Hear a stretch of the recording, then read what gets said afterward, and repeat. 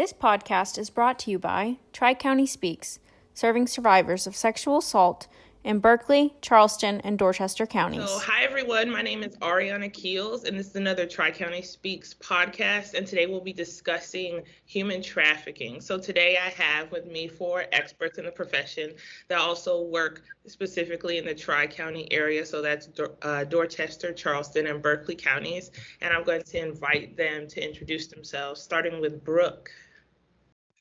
Hey, Ariana, thanks for having us.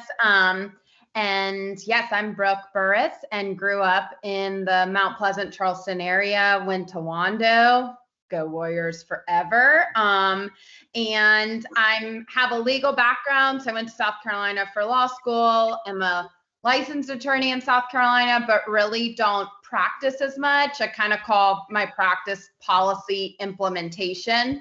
So I look at trafficking from a legal perspective, but run a nonprofit. So really work on bringing the resources in to implement the laws and the different policies, which is what it takes, resources to really make the rule of law mean anything. So yeah, I run the Tri-County Human Trafficking Task Force with Lauren Knapp, who works at Charleston County Public Safety. She and I started it in 2018, and we're one of the Attorney General, South Carolina Attorney General's regional human trafficking task forces. They have about 9 around the state. The Attorney General's office has been the leader in our state addressing this cause. So we're super honored to get to partner with them. And we have the kind of the local regional focus. Nice. Kat, can you tell us a little more about you? Sure. My name is Kat Wehunt, and I'm the founder and the executive director of the Formation Project, and we're a nonprofit in the Tri-County area, and we provide direct services to survivors of human trafficking. And I'm also a survivor myself of human trafficking, and so just lived experience as well as experience providing lots of direct services to many different victims in many different situations. So excited to be here. Thanks for having us. Of course. Kristen, can you tell listeners more about you? Yeah, I'm Kristen Hefner. I am an assistant professor in the Criminal Justice Department at the Citadel, and most of my work focuses on power-based violence, so intimate partner violence, sexual violence, and human trafficking. I'm also the co-chair of the research subcommittee for the task force with Dr. Leslie Hill, and we are conducting research for the task force on human trafficking. Nice. And we have Pamela Larson as well. Can you tell us more about you?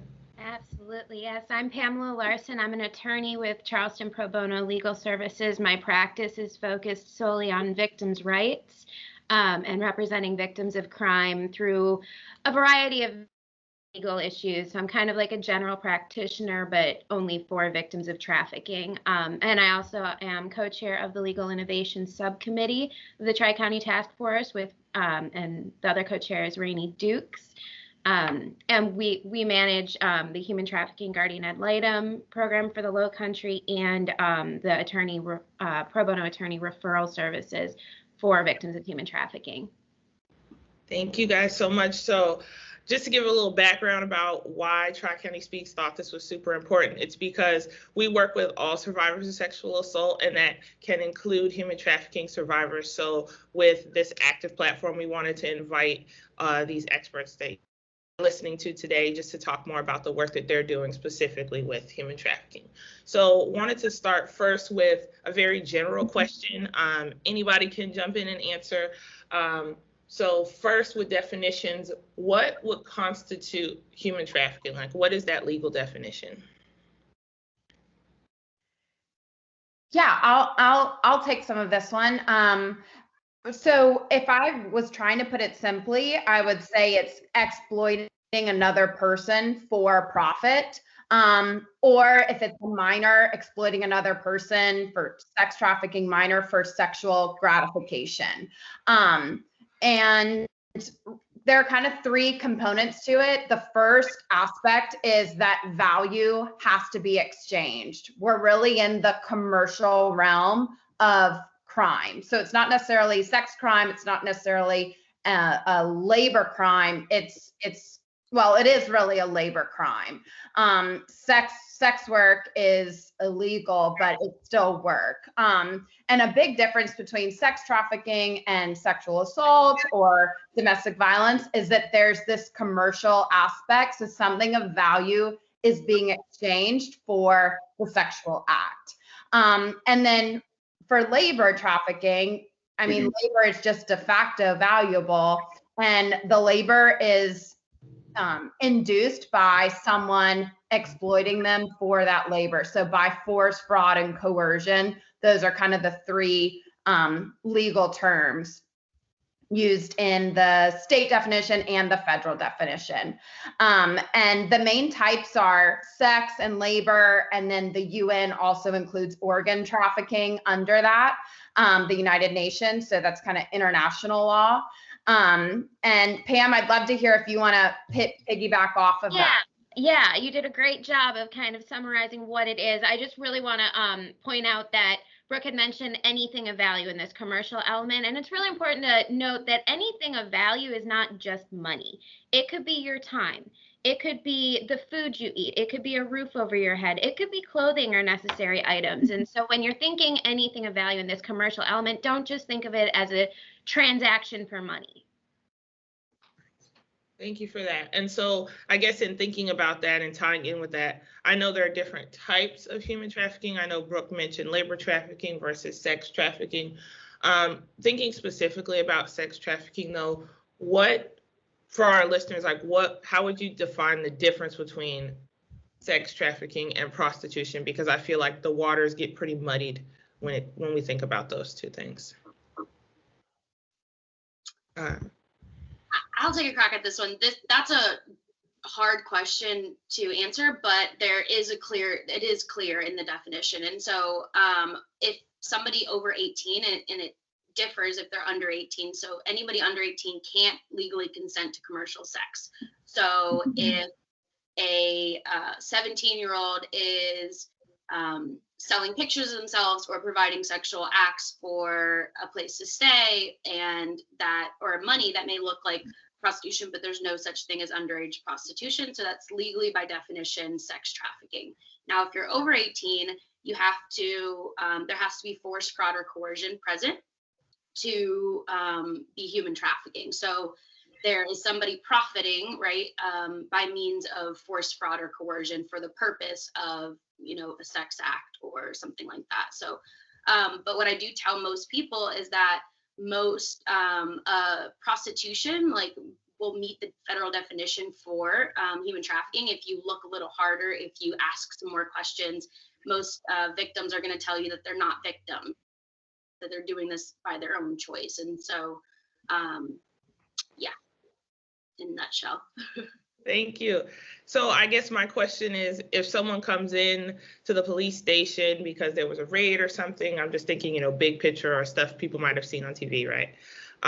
How could someone find or discern the difference between a human trafficking victim for sex trafficking versus a prostitute? Are there any tools or, tools in place to help determine that? Are there specific questions? I know, Kristen, you told me in previous conversations that you guys are working on a tool to implement to kind of help. Can you talk a little more about that? Yeah, so the force, fraud, and coercion is really, really important. And that's what makes human trafficking a little bit different than other types of sex crimes or other crimes. And we're not really talking about physical force. Victims, for the most part, are not physically forced to stay in these situations, but they're forced in a way that they, are psychologically coerced. They may not have anywhere else to live. They may not have money. They may not have transportation. They may not feel they have other options in life. So that force, fraud, and coercion is a really important part of human trafficking, and what law enforcement and service providers look for when we're trying to pinpoint human trafficking. In terms of the jail tool, we are very soon implementing a tool in the jail to help identify some victims of human trafficking. We know that there is an overlap between human trafficking victims and offenders, just like with most victims and offenders. And so a lot of victims get swept up into the criminal justice system on the offender side and get processed through the jail. And that makes it so they aren't able to get services as victims, and so they aren't able to leave these types of situations. So we have a questionnaire that the detention officers are going to implement and ask people who come into the jail that consists of different indicators of human trafficking to try to pinpoint victims and help identify victims in our area. Nice. That sounds great. I can't wait to hear about the progress after that implementation comes in. Absolutely. And Ariana, I may just mention one more thing. In regards to the minor sex trafficking, what's interesting in that regard is that like a minor, anyone under 18, like Kat said, can't consent legally to commercial sex, that anything of value aspect, the commercial piece. And so then under our law, those buyers, the people accepting and giving either the food or the place to stay or drugs or money, and receiving those sexual services can be charged and convicted for trafficking. So if it's prostitution, those buyers could be convicted for a solicitation misdemeanor, like a penalty up to $200. But if that person's a minor, and even though it looks like they're consenting, they may look like they're 18, that buyer can actually be convicted for the felony of trafficking. And mistake of age, even if it's reasonable, like it says this in our law, is not a defense to that. So that's really key for law enforcement to know, for advocates to know, to advocate to the best of their ability. And then two, also know like it can change to being consensual and legal prostitution the next month when that person turns 18, but that doesn't take away the fact that they were a victim a few months before when they were 17. And just to kind of put coercion or fraud into an example, and anyone else reach or say anything else about, but kind of bringing to life the force, fraud, and coercion with an example. I'll just mention one and then maybe someone else will have another example, but like we have heard in Atlanta, some of the illicit massage parlor issues, and motive, of course, is still in question.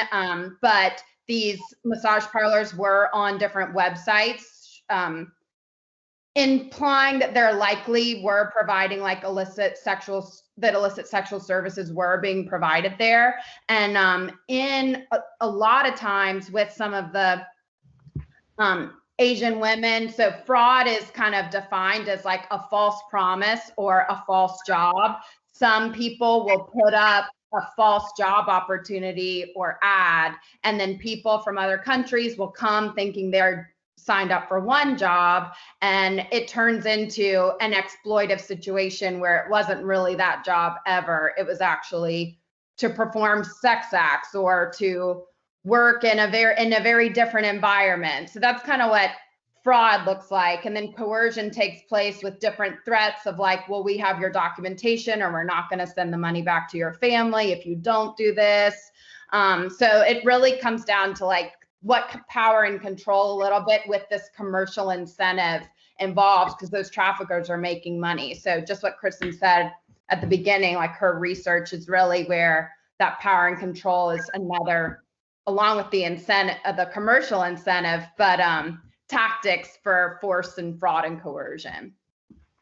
And I guess a good tie into that would be, who does human trafficking affect? I mean, I know a lot of people generally think it's women, but do you guys have data that shows who it generally affects, or if it affects everyone?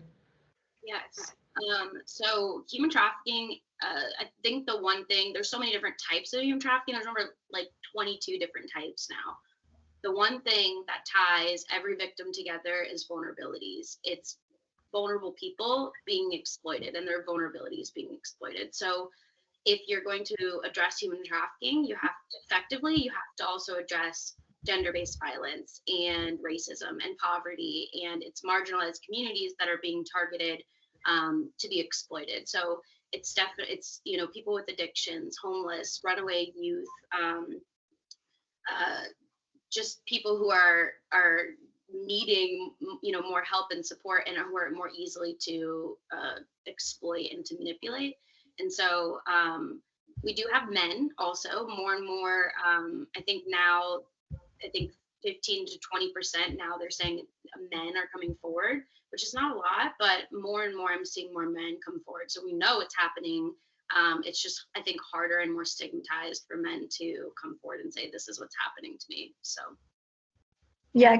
Just to piggyback off of that, like when you ask who trafficking affects, even us as consumers, it affects. If you look at like the Nestle litigation, you know, you got foreign workers in foreign countries, but it's still touching our soil because we're purchasing the product that has a labor trafficking effect. And so, like, I know a few states have implemented like transparency in the supply chain legislation to talk about, you know, the labor trafficking side too. So it's just important to be cognizant that it's not necessarily just sex, and it's not, you know, just something that touches the victims. It touches us as well.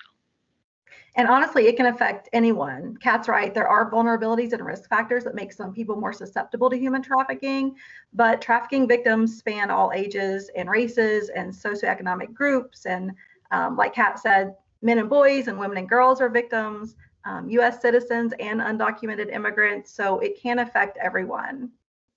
Okay, and so I guess just thinking about that, would you say that it's possible or highly likely that when someone's suffering one form of human trafficking, they could be a victim of multiple forms? Yeah. Absolutely, we see it overlaps, not all of the time. So we do have people who just experience labor, just experience sex trafficking, but I've definitely seen people who have traditional like pimp trafficking with an intimate partner, but then had a history of familial trafficking, but then also was in a situation where they were being forced to overwork. So that's labor trafficking, familial trafficking, and pimp trafficking. And so, yes, it definitely can overlap, but we see people that just experience one as well. Thank you so much. The next step would kind of be dangers that are around human trafficking. Obviously, you guys talked about the fraud and coercion piece. When you think about identifying a possible human trafficking victim, what's a way, one, that you can identify them, and then two, if you're not obviously a police officer or a law enforcement worker, how can we help those folks or assist them? Brooke, can you start, or Pam?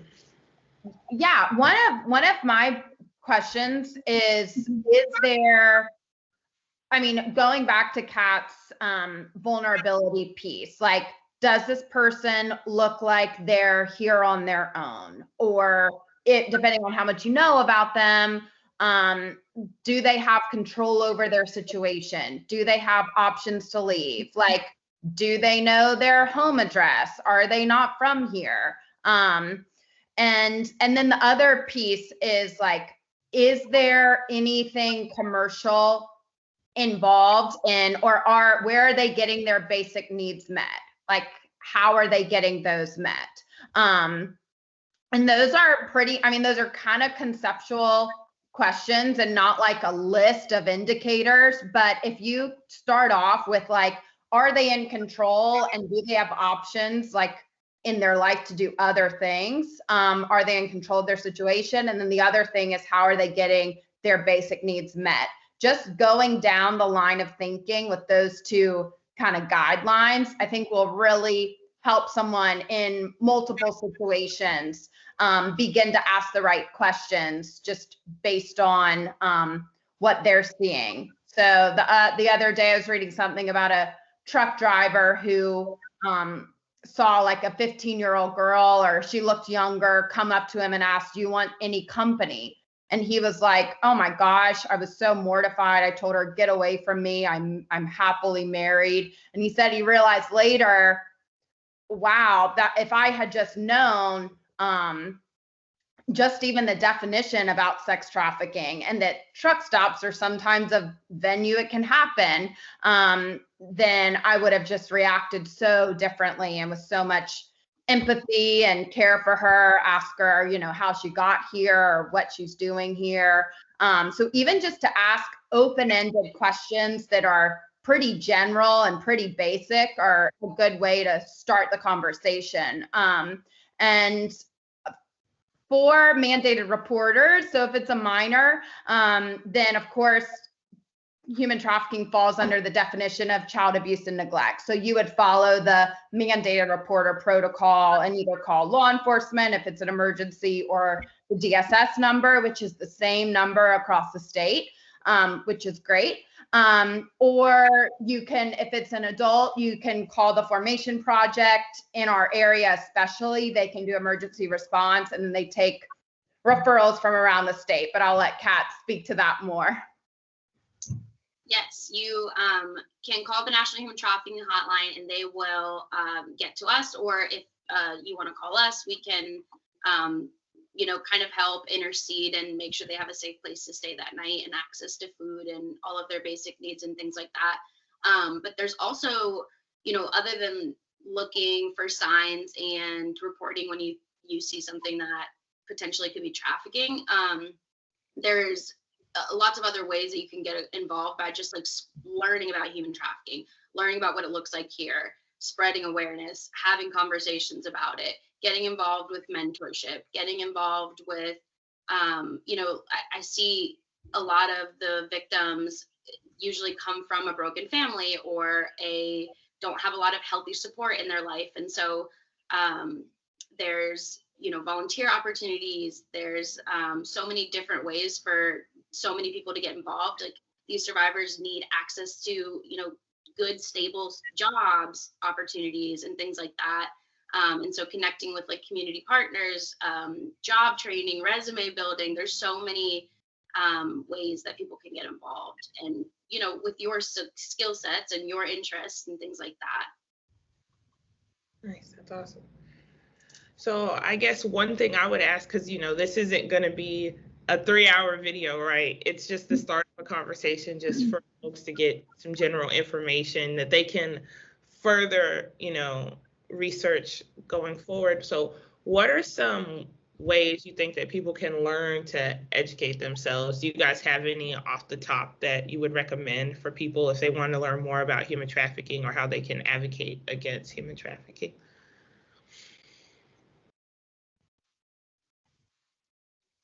Yes.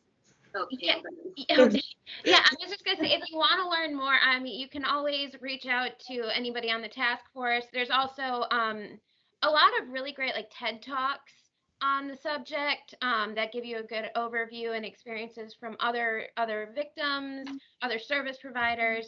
You know, so use your local and your national resources to learn more.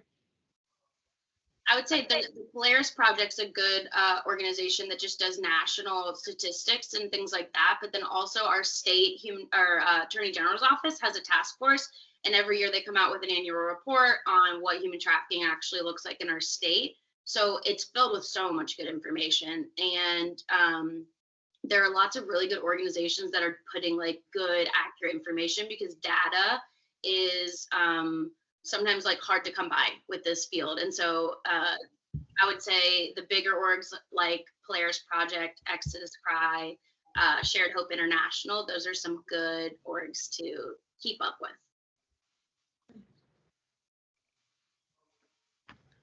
So access to resources. So I know we talked about some specifically. Do you guys have a Dropbox or a place where you guys store your resources? I know you talked about state specifically or the national website. Is there somewhere, if someone's like in an active situation where they think someone might need some help beyond calling 911, what are some good resources you think they could reach out to or contact?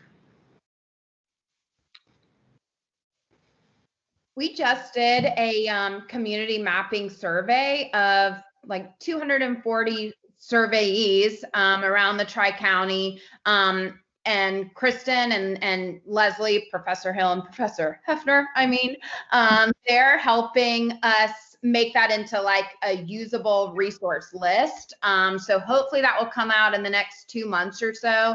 But honestly, if you just know the Formation Project's number or Pam's number, or email one of us or DSS or the Child Advocacy Centers, we can usually point someone in the right direction. Of course, again, like our Attorney General's office, they're very tapped into the whole state. So they would have a good pulse on state resources. SC-VAN is a key partner. SCEDVAS is a key partner with them. So yeah, we're happy to share our emails, or the task force has a website as well, tricountyhttf.org, and you can email us. And like Kat said, the National Human Trafficking hotline is connected to each state. So if all else fails, you can call the hotline and they can connect you with more local resources. Nice. Kristen, can you tell us a little bit more about the resources that Brooke was talking about from the mapping survey? Yeah, so we have a lot of different community partners that are working with the task force, a lot of different medical providers, a lot of different hospitals and health systems around the area. Of course, services that work for children specifically, so the child advocacy centers and DSS, law enforcement victim advocates, of course, law enforcement agencies across the area. And like Brooke said, we are in the process of compiling information for each of these agencies that are partnering with us. It'll have contact information, what services they offer, whether they do those in-house or refer them out, hours of operation and things like that. Nice. So I just want to round it out just to see if you all can give your final thoughts or some tips or advice for people that are either suffering or like a victim or survivor of human trafficking, how we can help them, how we're here to support them, or if someone knows someone that might be a survivor or victim of human trafficking, how they can support them. So I'll start. So with Tri-County Speaks, we are looped in with all of these fabulous speakers. If you call our hotline, which I'll link and make sure I put on our resource page that'll follow this video, you can give our hotline a call and we'll connect you with anybody that you need. And if you're at the hospital, one of our advocates will be there to accompany you and walk you through the whole process of getting the support and help you need. I will echo that. There's so many good resources here, and that healing is totally 100% possible. And there's people here that want to walk with you and help you and walk alongside you in that journey. And I just want you to know, as like living proof, that you can get past your trauma, you can work through this, and there's a purpose in it. And that, even jumping out of my mess and into other people's mess was a huge healing for me. And so there's also people here that understand what you went through and that don't judge you, and get help, talk to somebody, a close friend, anybody that you trust, and to start speaking about it, start saying those things out loud. It just takes the power away. And yeah, healing's possible, I think, is my main point. Absolutely. And just to echo that, I'll echo everything that you guys said, but also know that, if you feel like you are being victimized, you do have rights. And so don't hesitate if you don't even need to know what those rights are. Just know that you have them.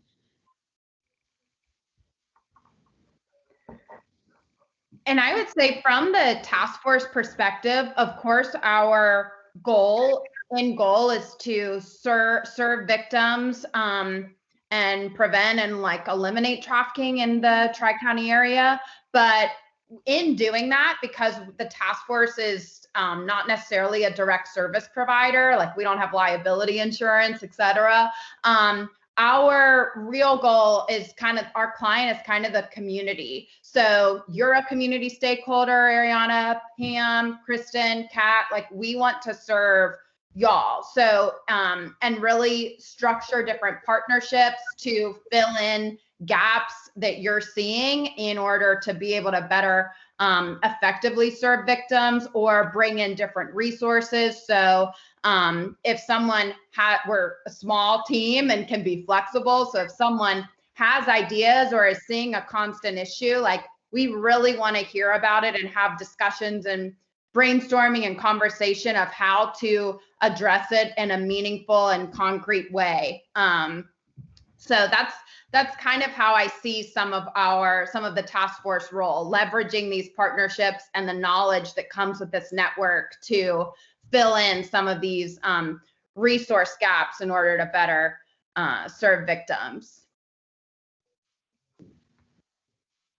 And that's also a part of the work we're doing, is figuring out what those gaps are and how we can fill those gaps so we can provide, full comprehensive services to victims. I want to say thank you all so much for your time, and keep doing the great work that you're doing, because I know there's a lot of work that goes into it. So thank you so much for your service to our community. Thanks for having us. Yeah. Thank you.